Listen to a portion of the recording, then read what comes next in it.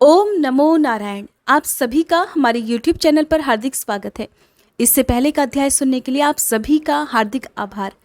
आज आषाढ़ मास महात्म्य के 12वें अध्याय में सुनिए इला तीर्थ के आविर्भाव की कथा। आज का अध्याय बहुत ज़्यादा रोचक होने वाला है। आपको इस तरह की जानकारी इससे पहले कहीं भी नहीं मिली होगी और मुझे उम्मीद है आप सभी को ये तीर्थों की कथाएं बहुत पसंद भी आ रही होंगी। तो आइए अब देर न करते हुए रसपान करते हैं आज के अध्याय का। आज आप वीडियो को लाइक करें ना करें, लेकिन आपको ये जरूर बताना होगा कि क्या आपने हमारे दूसरे चैनल पर शिव महापुराण की कथाएं सुनी या नहीं सुनी। श्री ब्रह्मा जी कहते हैं, इला तीर्थ के नाम से जिस तीर्थ की प्रसिद्धि है वह मनुष्यों को सभी प्रकार की सिद्धि देने वाला, ब्रह्मत्या आदि पापों को दूर करने वाला और संपूर्ण कामनाओं को पूर्ण करने वाला है। वैवस्वत मनु के वंश में इल नामक एक राजा हुए हैं। वे बहुत बड़ी सेना साथ लेकर शिकार खेलने के लिए एक बार वन को गए। वहां उनकी बुद्धि में कुछ दूसरा ही निश्चय हुआ। उन्होंने अमात्यों से कहा कि आप सभी लोग मेरे पुत्र द्वारा पालित नगर में चले जाएं। देश, कोश, बल, राज्य तथा मेरे पुत्र की भी रक्षा करें। महर्षि वशिष्ठ भी हमारे लिए पिता के समान है। वे भी अग्निहोत्र की अग्नियों को लेकर मेरी पत्नियों के साथ लौट जाएं और मैं अभी इस वन में ही निवास करूंगा। बहुत अच्छा कहकर उनके साथ आए वे सभी लोग चले गए और राजा धीरे धीरे रत्नमय हिमालय पर्वत पर जाकर वहीं निवास करने लगे। एक दिन उन्होंने उस पर्वत पर एक गुफा देखी जो नाना प्रकार के रत्नों से विचित्र शोभा पा रही थी। उस गुफा में यक्षों का राजा समन्यु रहता था। उसके साथ उसकी पतिव्रता पत्नी समा भी रहा करती थी। उस समय वह यक्ष मृग रूप धारण करके अपनी पत्नी के साथ विचर रहा था। तरह तरह के रत्नों से चित्रित उसका वह विशाल ग्रह सूना पड़ा था। अतः राजा अपनी भारी सेना के साथ वहीं ठहर गए।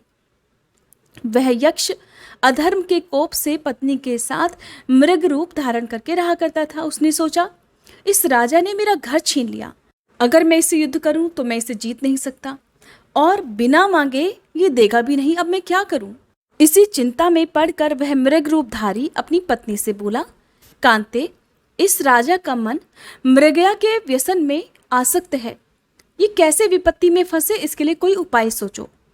मेरा विचार है कि तुम मनोहर मृगी का रूप धारण करके इसके सामने से निकलो और इसे अपनी ओर आकर्षित करके किसी तरह अंबिका वन में पहुंचा दो। उसके भीतर पहुंचते ही ये राजा स्त्री हो जाएगा। भद्रे, ये काम केवल तुम ही कर सकती हो और मेरे लिए ऐसा करना कदापि उचित नहीं होगा।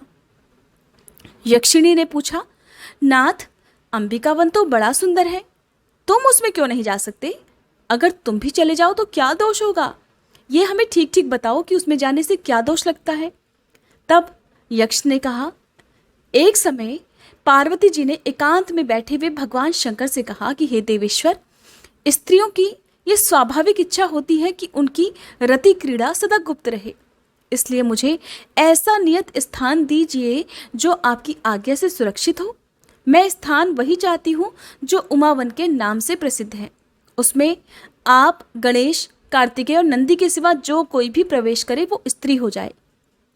शंकर जी ने प्रसन्न होकर कहा, देवी तथास्तु, ऐसा ही हो। तब मृग रूपधारी वह यक्ष कहने लगा कि हे प्रिय, इसीलिए मैं उमा के उस वन में नहीं जाना चाहता और ना ही मुझे जाना चाहिए। अपने स्वामी का ये वचन सुनकर इच्छानुसार रूप धारण करने वाली वह यक्षिणी विशाल नेत्रों वाली मृगी बनकर राजा के सामने आई। यक्ष वहीं ठहर गया। राजा ने उस मृगी को देखा। मृगया में तो उनकी आसक्ति थी ही। मृगी पर नजर पड़ते ही वे अकेले घोड़े पर जा बैठे और उसका पीछा करने लगे। वो धीरे धीरे राजा को अंबिका वन तक खींच ले गई। जब घोड़े पर बैठे बैठे ही वह उमा वन में प्रविष्ट हो गए, तब यक्षिणी ने मृगी का रूप छोड़कर दिव्य रूप धारण कर लिया और अशोक वृक्ष के नीचे खड़ी होकर राजा को देखकर हंसने लगी। पति की कही हुई बातों को याद करके वो राजा से बोली, सुंदरी इला, तुम अकेली अबला घोड़े पर चढ़कर पुरुष के वेश में कहाँ जा रही हो? किसके पास जाओगी? उसके मुख से इला शब्द सुनते ही राजा को इतना क्रोध आया कि वो मूर्छित हो उठे और यक्षिणी को डांट कर मृगी का पता पूछने लगे। तो यक्षिणी ने फिर से कहा, इले, इले, अपने आप को अच्छी तरह देख तो लो, फिर मुझे मिथ्यावादिनी या सत्यवादिनी कहना। राजा को उस समय तो कुछ समझ में नहीं आया, लेकिन देखते ही देखते राजा को खुद के अंदर स्त्री होने का आभास हो गया। ये मुझे क्या हो गया, ये कहते ही राजा चकित हो गए और उन्होंने यक्षिणी से पूछा, सुव्रते, ये मुझे क्या हो गया, इस बात को आप ठीक ठीक जानती हैं, अतः बताइए आप कौन हैं और मेरे साथ ऐसा क्यों हुआ है, इसका भी परिचय दीजिए। तब यक्षिणी बोली, हिमालय की श्रेष्ठ गुफा में मेरे पति यक्षराज समन्यु निवास करते हैं और मैं उन्हीं की पत्नी हूँ। जिस शीतल कंदरा में आप ठहरे हुए हैं वो हमारा ही घर है और मैं ही मृगी बनकर आपको यहाँ तक ले आई हूँ। ये उमावन है।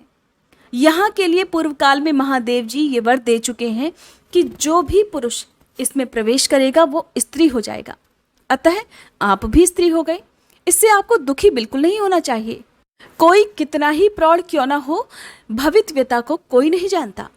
इस प्रकार इला को आश्वासन देकर वह सुंदरी यक्षिणी अंतर्ध्यान हो गई। उसने जाकर अपने पति से सारा हाल कह सुनाया। यक्ष ने सुना तो सुनकर वह भी बहुत प्रसन्न हुआ। इधर इला गाती और नृत्य करती हुई उमावन में ही रहने लगी। वह कर्म की गति का स्मरण करती हुई स्त्री स्वभाव के अनुसार ही चेष्टा करती थी। एक दिन जब इला नृत्य कर रही थी तो बुध ने उसे देखा। वे अपने पिता को नमस्कार करने के लिए जा रहे थे।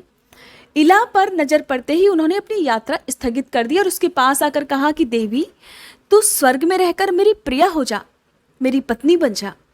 इला ने भक्ति पूर्वक बुध की आज्ञा का अभिनंदन करके उसे सहर्ष स्वीकार कर लिया। अब बुध अपने उत्तम स्थान पर ले जाकर इला के साथ प्रेम पूर्वक विहार करने लगे। उसने भी सभी प्रकार की सेवाओं से अपने पति को संतुष्ट कर लिया। इस तरह बहुत सारा समय बीत जाने के बाद बुध ने प्रसन्न होकर एक दिन अपनी प्रिया से कहा कि कल्याणी, मैं तुझे क्या दूं? तेरे मन में जो भी प्रिय वस्तु हो उसे मांग ले। इला ने सुना तो सहसा बोल उठी कि मुझे पुत्र दे दीजिए। तब बुध ने तथास्तु कहते हुए कहा कि तुम्हारे गर्भ से विश्वविख्यात क्षत्रिय पुत्र उत्पन्न होगा। उससे चंद्रवंश की वृद्धि होगी। वह तेज में सूर्य, बुद्धि में बृहस्पति, क्षमा में पृथ्वी, युद्ध संबंधी पराक्रम में भगवान विष्णु और क्रोध में अग्नि के समान होगा। समय आने पर महात्मा बुध का पुत्र उत्पन्न हुआ। उस समय देवलोक में सब ओर जय जयकार का शब्द गूंज उठा। उस बालक के जन्मोत्सव में सभी प्रधान प्रधान देवता आए। मैं भी बड़ी प्रसन्नता के साथ उसमें सम्मिलित हुआ। वह बालक जन्म लेते ही उच्च स्वर से रोया था। अतः वहां एकत्रित हुए देवताओं तथा ऋषियों ने एक दूसरे से कहा, इस बालक ने पुरु अर्थात अत्यंत उच्च स्वर से रव अर्थात शब्द किया है, अतः इसका नाम पुरुर्वा होना चाहिए। सबने संतुष्ट होकर यही नाम रख दिया। फिर बुध ने अपने पुत्र को क्षत्रियोचित विद्या पढ़ाई और प्रयोग सहित धनुर्विद्या का ज्ञान भी दिया। पुरुर्वा शुक्ल पक्ष के चंद्रमा की भांति शीघ्र ही बढ़कर बड़ा हो गया। उसने अपनी माता को दुखी देख विनीत भाव से नमस्कार करके कहा, माताश्री, बुध मेरे पिता और आपके प्रीतम पति हैं। मुझ जैसा कर्मठ पुरुष आपका पुत्र है, फिर भी आपके मन में चिंता किस बात की है? पुत्र की बात सुनकर इला बोली, बेटा, तुम ठीक कहते हो। बुध मेरे स्वामी हैं और तुम मेरे गुणाकार पुत्र हो। अतः मुझे पति और पुत्र के लिए कभी चिंता नहीं होती। फिर भी मेरे मन में पहले का ही कुछ दुख है, जिसका बारंबार ध्यान हो आने से मैं चिंता में डूब जाती हूँ। पुरुर्वा ने अपनी माँ को चिंतित देखकर कहा, माँ, पहले मुझे अपना वही दुख बताओ। तब इला ने पुरुर्वा को इक्ष्वाकु वंश का परिचय देते हुए अपने जन्म, नाम, राज्य प्राप्ति, पुत्र जन्म, पुरोहित वशिष्ठ, प्रिय पत्नी, वन में आने की, हिमालय की कंदरा में निवास करने की, उमावन में प्रवेश, पुरुष से स्त्री बनने की, बुद्ध से समागम, प्रेम तथा पुनः पुत्र जन्म आदि से संबंध रखने वाली सारी बातें कह सुनाई। सुनकर पुरुर्वा ने माता से पूछा, माँ, मैं क्या करूं? क्या करने से शुभ परिणाम होगा और तुम्हारा दुख भी दूर हो जाएगा? तो इला बोली, बेटा, तुम्हारे अनुग्रह से मैं पुरुषत्व की प्राप्ति, उत्तम राज्य, तुम्हारा तथा अन्य पुत्रों का अभिषेक, दान देना, यज्ञ करना तथा मुक्ति के मार्ग का अवलोकन करना, ये आदि सब कुछ करना चाहती हूँ। तुम अपने पिता बुद्ध के पास जाकर सभी बातें यथार्थ रूप से पूछो। वे सब जानते हैं, तुम्हारे लिए हितकर उपदेश अवश्य देंगे। माता के कहने से पुरुर्वा अपने पिता के पास गए और उन्हें प्रणाम करके उन्होंने अपनी माता का तथा अपना कर्तव्य पूछा। बुद्ध ने कहा, महामते, मैं राजा इल को जानता हूँ। उनके इला होने का वृतांत भी मुझसे छुपा नहीं है। उमा के वन में आना और उस वन के विषय में भगवान शंकर की आज्ञा का हाल भी मुझे मालूम है। बेटा, भगवान शिव और माता पार्वती के प्रसाद से इल का शाप दूर हो सकता है। उन दोनों की आराधना के सिवा दूसरा कोई उपाय नहीं है। तुम गोदावरी नदी के तट पर जाओ, वहां भगवान शिव पार्वती जी के साथ सदा विराजमान रहते हैं। वे ही वरदान देकर शाप का नाश करेंगे। पिता की बातें सुनकर पुरुरवा बहुत प्रसन्न हुए।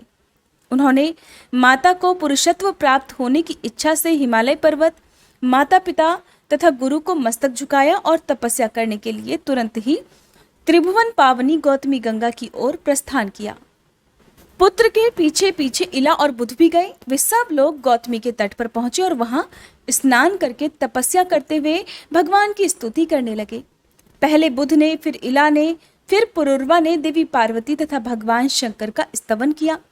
बुध बोले, जो अपने शरीर की केसर से स्वभावतः स्वर्ण के सदृश कांतिमान और सुंदर दिखाई देते हैं, कार्तिकेय और गणेश जी के द्वारा जिनकी सदा अर्चना होती रहती है, वे शरणागत वत्सल उमा महेश्वर मुझे शरण दे। इला बोली, संसार के त्रिविध ताप रूपी दावानल से दग्ध होने वाले देहधारी, जिनका चिंतन करने से तत्काल ही परम शांति को प्राप्त होते हैं, वे कल्याणकारी उमा महेश्वर मुझे शरण दे। हे देव, मैं आर्त हूँ, मेरे हृदय में बड़ी पीड़ा है। क्लेश आदि से मेरी रक्षा करने वाला आपके सिवा दूसरा कोई नहीं है। शरणागत की रक्षा करने वाले आपके जो दोनों परम पवित्र चरण हैं, वे मुझे शरण दें। पुरुरवा बोले, जिनसे इस जगत की उत्पत्ति होती है तथा प्रलय काल में वह सब जिनके ही भीतर लय को प्राप्त होता है, वे संसार को शरण देने वाले जगदात्मा उमा महेश्वर मुझे शरण दे। देवताओं के समुदाय में एक महान उत्सव के अवसर पर गिरिराज कुमारी पार्वती ने महादेव जी से कहा था, हे ईश, आप मेरे दोनों चरण पकड़िए।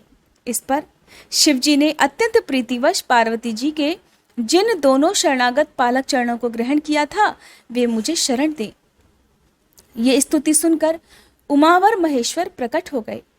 भगवती उमा ने कहा, तुम लोगों का मनोरथ क्या है, बताओ, मैं उसे पूर्ण करूंगी। तुम्हारा कल्याण हो, तुम सब लोग कृतार्थ हो गए। जो वस्तु देवताओं के लिए भी दुर्लभ हो, वह भी मैं तुम्हें दूंगी। सुनकर पुरुरवा बोले, हे जगदम्बिके, राजा इल अज्ञानवश आपके वन में घुस गए थे। हे देवेश्वरी, आप उनके उस अपराध को क्षमा कर दीजिए और पुनः उन्हें पुरुषत्व प्रदान करें। पार्वती ने भगवान शंकर की सम्मति के अनुसार तथास्तु कहकर उन सबकी प्रार्थना स्वीकार कर ली। इसके बाद शिवजी ने कहा, राजा इल गौतमी गंगा में स्नान करने मात्र से पुरुष हो जाएंगे। तब बुध की पत्नी इला ने गंगा में स्नान किया। स्नान करने के बाद इला के शरीर से जो जल चू रहा था, उसके साथ उसके नारी जनोचित सौंदर्य, नृत्य तथा संगीत भी गंगा की धारा में मिल गए। वे ही नृत्या, गीता और सौभाग्या नाम की नदियों के रूप में परिणत हो गए। वे नदियां भी गंगा में आ मिली। इससे वहां 3 पवित्र संगम हो गए। उनमें किया हुआ स्नान और दान इंद्रपद की प्राप्ति कराने वाला है। शिव और पार्वती के प्रसाद से पुरुषत्व प्राप्त करने के बाद राजा इल ने महान अभ्युदय की सिद्धि के लिए वहां अश्वमेध यज्ञ किया। पुरोहित वशिष्ठ अपनी पत्नी, पुत्र, अमात्य, सेना और कोष को भी लाकर उन्होंने वह यज्ञ संपन्न किया। दंडक वन में इल ने चतुरंगिणी सेना सहित राज्य की स्थापना की। वहां इल के नाम से विख्यात उनका नगर भी है। सूर्यवंश की परंपरा में जो उन्होंने पहले पुत्र उत्पन्न किए थे, उनको राज्य पर अभिषेक करने के पीछे स्नेहवश पुरुरवा का भी अभिषेक किया। वे राजा पुरुरवा ही चंद्रवंश के प्रवर्तक हुए। जहाँ राजा को पुरुषत्व की प्राप्ति हुई, वहां गौतमी के दोनों तटों पर 16,000 तीर्थों का निवास है और वहां इलेश्वर नामक भगवान शंकर की भी स्थापना हुई है। उन तीर्थों में स्नान और दान करने से संपूर्ण यज्ञों का फल प्राप्त हो जाता है। ऐसा कहकर श्री ब्रह्मा जी मौन हो गए। इसके बाद चक्र तीर्थ और पिप्पल तीर्थ की महिमा महर्षि दधीची उनकी पत्नी गभस्तिनी और उनके पुत्र पिप्पलाद के त्याग की अद्भुत कथा का वर्णन आप आने वाले अध्याय में सुनिएगा। उम्मीद करती हूँ आज की वीडियो भी हर बार की तरह आपको पसंद आई होगी।